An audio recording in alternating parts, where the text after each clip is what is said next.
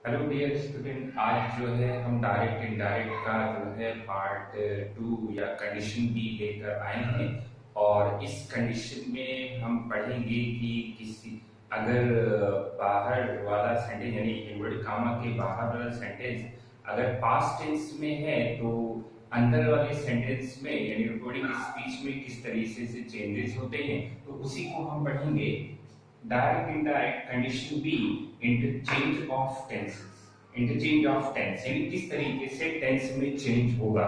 तो टेंस में चेंज के लिए अंदर के सेंटेंस में किस तरीके से चेंज होगा, इस चीज को आप इस टेबल से समझ सकते हैं। और इस टेबल को हम समझाएंगे भी कि अगर डायरेक्ट में ये सब चीजें अगर शॉर्टकट में आपको दिख रही हैं तो इनडायरेक्ट बनाते समय उसको इस तरीके से चेंज कर देंगे। बाकी जो रूल्स होंगे वो कंडीशन ए के ही लागू होंगे। जैसे सी का रूल होगा तो सी का रूल हमने बताया था कि अगर से में टू लगा हुआ है तो वो टेक के शेप में चेंज होगा, अदरवाइज वो नहीं होगा। एक तो ये रहेगा। दूसरा रहेगा कॉमा और इन्वर्टेड कॉमा हटाकर उसकी जगह पर आपको डैट लगाना है और इसी का ही यूज करना है।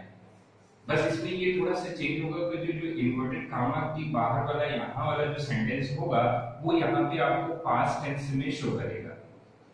पास्ट टेंस, तो पास्ट टेंस की पहचान याद करेंगे कि यहाँ पर जो है आपको सेट लिखा हुआ मिल जाएगा या और भी कोई वर्ब होगी, यानी वर्ब की सेकंड फॉर्म यहाँ पर जब आपको मिलेगी तो आप समझ जाएंगे कि ये जो है बाहर वाला सेंटेंस पास्ट टेंस में है। तो अगर बाहर वाला सेंटेंस पास्ट टेंस में होगा तो अंदर वाले सेंटेंस में क्या होगा, तो अंदर वाले सेंटेंस में जो है फिर चेंज होगा टेंस के अकॉर्डिंग। तो हम देखते हैं कि इसको किस तरीके से हम चेंज करेंगे। तो पहला है कि अगर पहला रूल है कि अगर डायरेक्ट सेंटेंस में इन्वर्ट कामा के अंदर वर्ब फर्स्ट लिखी हो या वर्ब फर्स्ट में एस या ईएस लगा हुआ होगा तो हम उसे डायरेक्ट वर्ब सेकंड में चेंज कर देंगे। जैसे कि लिखा हुआ है कम्स। अब आप देखें कम्स जो होगा अंदर लिखा होगा इन्वर्टेड कामा के अंदर वाले सेंटेंस में, तब उसको फौरन जो है वो केम कर देंगे। या यहाँ पर मान लीजिए कि गोज लिखा हुआ है, गोज लिखा है या वो लिखा हुआ होगा तो हम इसको फौरन जो है वेंट बना देंगे। यानी वर्ब की फर्स्ट फॉर्म में लिखी हो या verb first S A S लगा हुआ होगा तो हम उसको वर्ब सेकंड में चेंज कर देंगे। सेकंड रूल है कि अगर अंदर वाले सेंटेंस में आपको डू डज मिले और नॉट लगा हो तो हम उसे डिड नॉट में चेंज कर देंगे। मान लीजिए यहाँ पे लिखा हुआ है डज नॉट वर्ब, ये इतना मान लीजिए इन्वर्टेड कॉमा में सेंटेंस पे दिया गया है तो हम डज नॉट वर्ब तो नहीं हटाएंगे, यहाँ पे डज का क्या कर देंगे, हम यहाँ पे डिड कर देंगे। बाकी सब सेम रहेगा, डिड नॉट प्लस वर्ब वैसे ही लिख दिया जाएगा। अगर डज नहीं है, मान लीजिए कि डू आया, डू प्लस नॉट आ गया तो डू की जगह पे भी हम क्या कर देंगे, डिड केवल यहाँ पर कर दिया जाएगा, नॉट वैसे ही नोट कर देंगे और उसमें कोई चेंज नहीं होगा।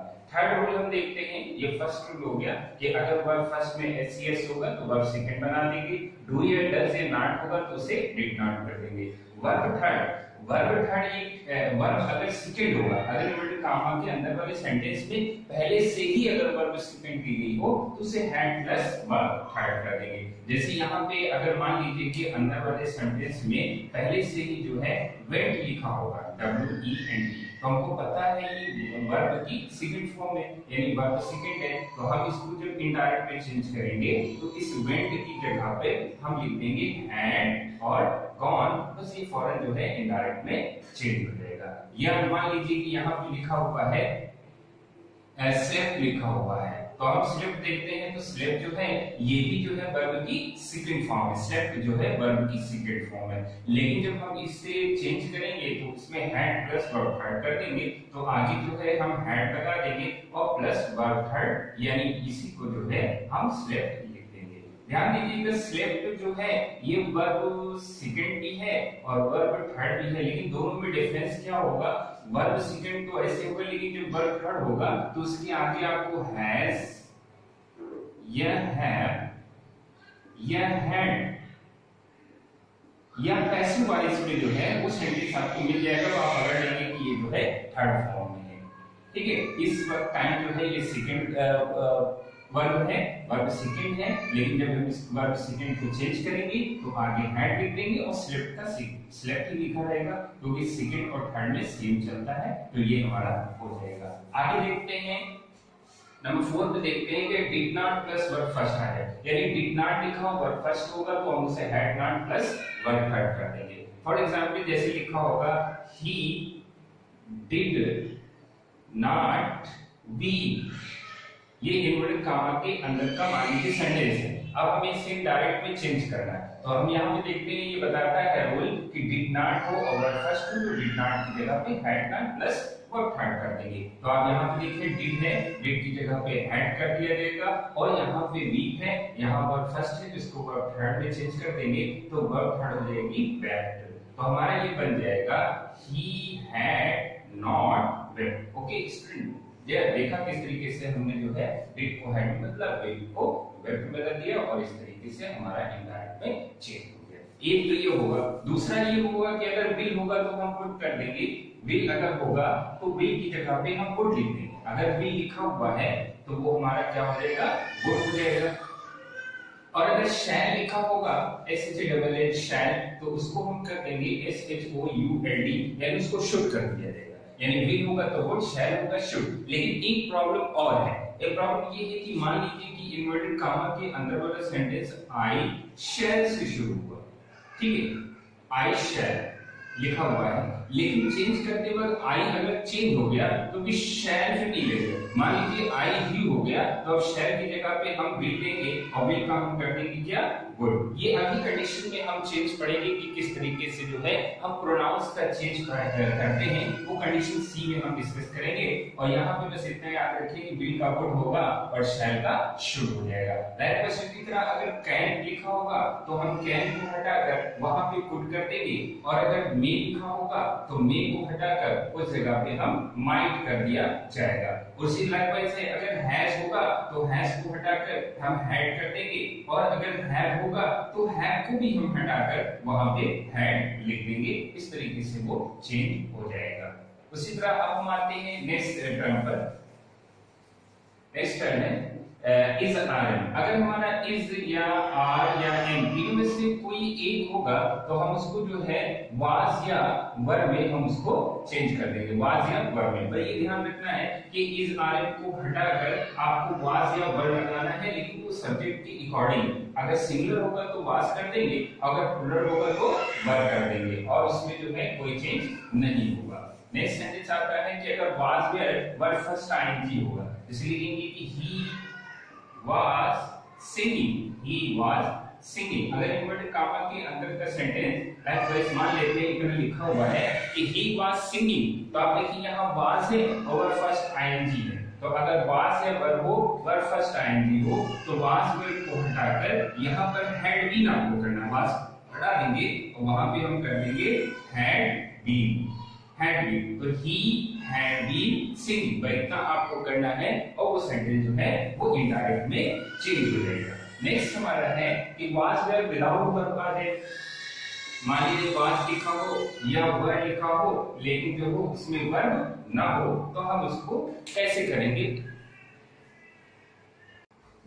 तो was were है और वो जो है विदाउट वर्ब है, यानी उसमें कोई वर्ब जो है ही नहीं, केवल was were लिखा हो। जैसे लिखा है he was a good boy, he was a good boy। तो आप देख रहे हैं यहाँ पे ये सिंपल सेंटेंस है और यहाँ was तो आया है, लेकिन यहाँ पे वर्ब नहीं है, इसके was जो होगा वो नो चेंज, यानी इसमें जो है चेंज ही नहीं होगा, सेम टू सेम वैसा ही लिखा रहेगा। तो ये जो है हमारे सिंपल रूल होंगे जो आप देखेंगे, और वेरी सिंपली जो है हम इसको जो है इनडायरेक्ट में चेंज कर देंगे। फिर से समझ लेते हैं कि अगर वर्ब फर्स्ट हो या वर्ब फर्स्ट में एस लिखी हुई हो तो हम उसे वर्ब सेकंड में बदल देंगे। डू या डज नॉट होगा तो डू डज हटा के डिड कर देंगे सेम। वर्ब सेकंड होगी तो हैड प्लस वर्ब थर्ड कर देंगे। डिड नॉट प्लस को डिड की जगह पे हैड कर देंगे और वर्ब फर्स्ट को थर्ड में चेंज कर देंगे, क्योंकि हैड जो होगी वर्ब थर्ड के साथ आती है।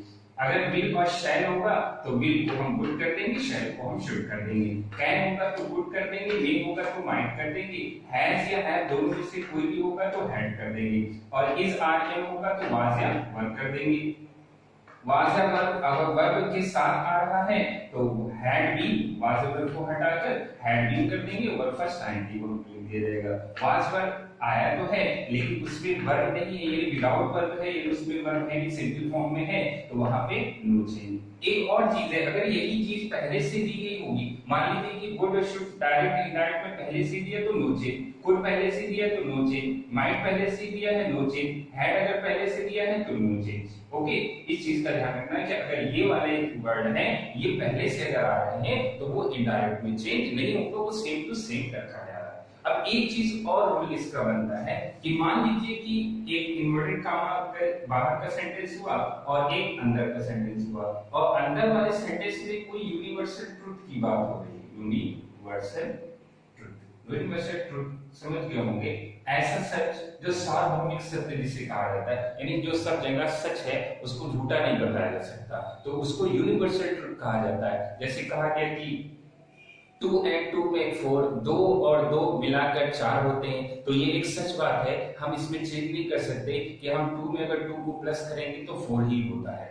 ऐसे कह दिएगा कि गाय के 4 पैर होते हैं, तो ये एक ट्रू बात है, तो हम इसको फिर चेंज नहीं करेंगे, इस सेंटेंस को हम यूनिवर्सल ट्रूथ कहेंगे। लेकिन रूल ये होता है कि अगर बाहर का सेंटेंस पास्ट टेंस में है, अगर इन्वर्टेड कामा की बाहर वाला सेंटेंस पास्ट टेंस में है तो अंदर वाले सेंटेंस में आपको चेंज करना है, लेकिन अगर ये यूनिवर्सल ट्रूथ है तो फिर पास्ट टेंस होने पर भी अंदर का सेंटेंस चेंज नहीं होगा, वो सेम टू सेम वैसे लिखा रहेगा। जैसे कह दिया गया कि the Taj Mahal is situated in Agra, यानी ताजमहल आगरा में स्थित है, ये बात सच है, अभी भी स्थित है, टूटा फूटा नहीं है, अभी भी वही है, लखनऊ में नहीं है, आगरा में ही है, तो ये बात सच है। तो सच को चेंज नहीं किया जा सकता, वो सेम टू सेम वैसा ही रहेगा। तो अगर बाहर का सेंटेंस पास्ट टेंस में होगा तभी जो है अंदर का सेंटेंस अगर यूनिवर्सल ट्रूथ है, यानी सच बात को बता रहा है, तो बाहर अंदर वाले सेंटेंस में फिर ये रूल फॉलो नहीं होगा, वो सेम टू सेम वैसे ही लिख दिया जाएगा। बस यहाँ पे सेट को हटाकर अगर 2 वाला रूल लगाएंगे, अगर 2 है तो टोटल में बदल देंगे, नहीं है तो सेम रहेगा, और इन्वर्टेड कामा हटाकर यहाँ पे हम दैट नामक कंडीशन का यूज करेंगे, बाकी इसमें कोई चेंज नहीं होगा। अब हम एग्जांपल्स लेते हैं और समझते हैं किस तरीके से हम इसको इनडायरेक्ट में चेंज करेंगे। ये टेबल की आपको जो है एक इमेज दे लें ताकि आप रोज बना सके और लिख सके।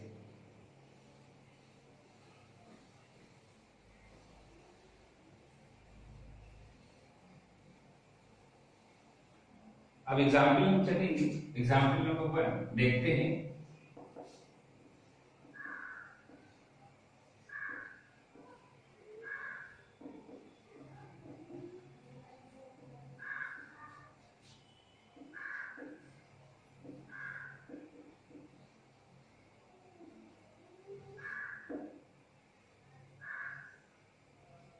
ओके, तो इसमें लिखा a boy said to me, एक लड़के ने मुझसे कहा शी इज कमिंग, वो आ रही है। अब यहाँ पे देखिए, यहाँ पे सेड का यूज किया गया, सेड जो है वो वर्ब की सेकंड फॉर्म है, अगर ये वर्ब की सेकंड फॉर्म है तो फिर अंदर वाले सेंटेंस में चेंज होगा। सबसे पहले हम बाहर चेंज करेंगे तो वह से वाला रूल लगाएंगे, सेड टू पहले हटा देंगे, यहाँ हो जाएगा अ बॉय, सेड टू का हमारा हो जाएगा टोल्ड, और मी का मी रहेगा, इन्वर्टेड कामा हटाकर यहाँ पे डैट कर दिया जाएगा, और ये एस इसका इस्तेमाल कर देंगे, शी हो जाएगा। अब ये आ गया इज है। अभी हमने रूल पढ़ा कि अगर इज या आर या एम तीनों में से कोई हो तो वाज या वर में चेंज हो जाता है।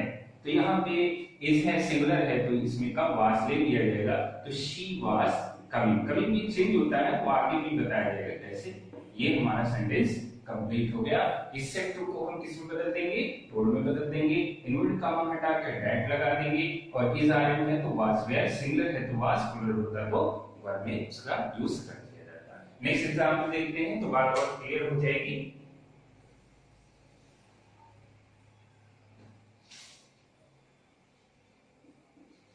एग्जांपल नंबर 2,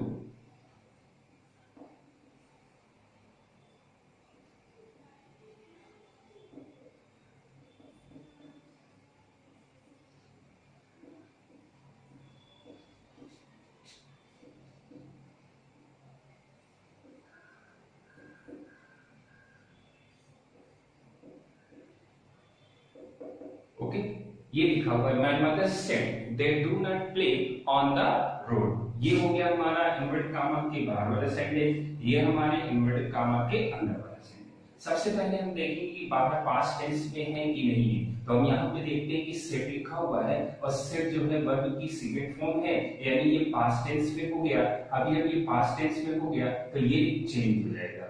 अच्छा, अब हम यहाँ पे देखेंगे क्या सेट पे टू लगा हुआ है, लेकिन हम यहाँ पे देखते हैं तो सेट पे टू नहीं लगा हुआ, इसलिए ये सेट चेंज नहीं होगा, ये सेम टू सेम ऐसे लिख दिया जाएगा। यानी my mother said, inverted comma यहाँ पे हटा के क्या लिख देंगे, दैट लिख दिया जाएगा, और यहाँ दे का टी स्मॉल कर देंगे तो दे। अब हमें मिला डू नॉट, ठीक है, डू मिला। अभी हमने आपको बताया, देखेंगे आप टेबल में डू या डस लिखा हो और नॉट लिखा हो तो वो हमारा इनिशियल डू से जो होगा वो डिड में चेंज होगा। यानी डू या डस हटा के आपको केवल वहां पे डिड कर देना है। तो डू और नॉट और को हटा देंगे यहाँ पे डू, तो डू की जगह पे यहाँ डिड नॉट लिख देंगे, बाकी सेम टू सेम ऐसे ही हमारा लिख दिया जाएगा, play on the road. Okay, ये हमारा सेंटेंस इनडायरेक्ट में चेंज हो गया। My mother said that they did not play on the road. Next चलते हैं एग्जाम्पल, उसको समझते हैं, वो और चीजें जो है सिंपल हो जाएंगी। Example number 3,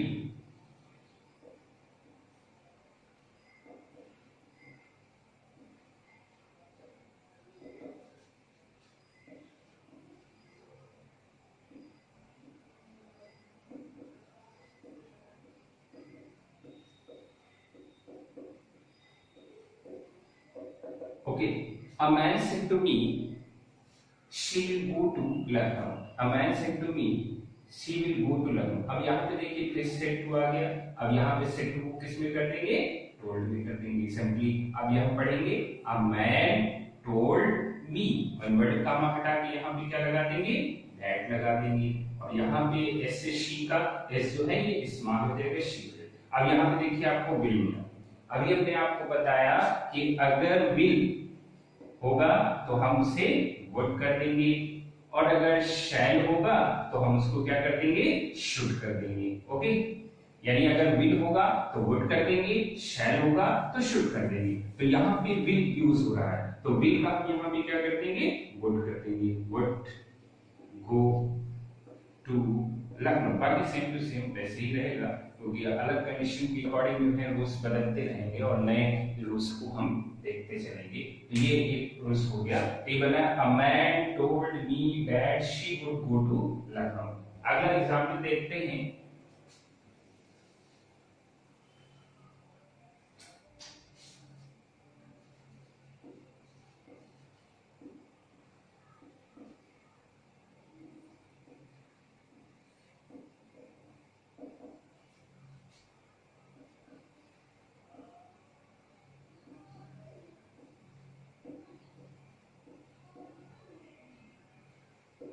okay, my teacher said the earth is round. मेरे टीचर ने कहा द अर्थ इज राउंड, यानी पृथ्वी गोल है।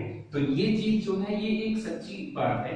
गैलीलियो ने बताया था कि पृथ्वी गोल है, या और लोग बताते हैं अदर साइंटिस्ट की वो एक टाइप में अंडाकार है, ओवल टाइप में, लेकिन यहाँ हम उसके साइंटिफिक रूप में नहीं जाएंगे, पर ये देखेंगे द अर्थ इज राउंड यानी पृथ्वी गोल है, ये बात सच है, यानी ये एक ट्रू चीज है। हमने बताया था अगर इन्वर्टेड कामा के अंदर का सेंटेंस जो है वो किसी यूनिवर्सल ट्रुथ को या सच बात को प्रकट करता है तो हम उसमें बाहर का सेंटेंस पास्ट टेंस होने पर भी अंदर कोई चेंज नहीं करेंगे, जैसा है सेम टू सेम वैसे लिख देंगे। बस यहाँ पे हम देखेंगे कि सेट में तो नहीं चेंज है, तो सेट का सेट ही दिखा रहेगा।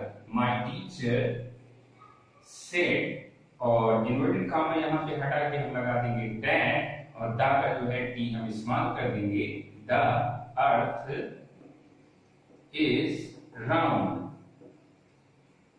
ओके, ये हो गया my teacher said that the earth is round. यहाँ पे यूनिवर्सल ट्रुथ है, इसलिए जो है इसमें कोई चेंज नहीं हुआ, जबकि आउटर जो बाहर वाला सेंटेंस है वो पास्ट टेंस में है, तभी अंदर का सेंटेंस नहीं बदलेगा क्योंकि ये यूनिवर्सल ट्रुथ है।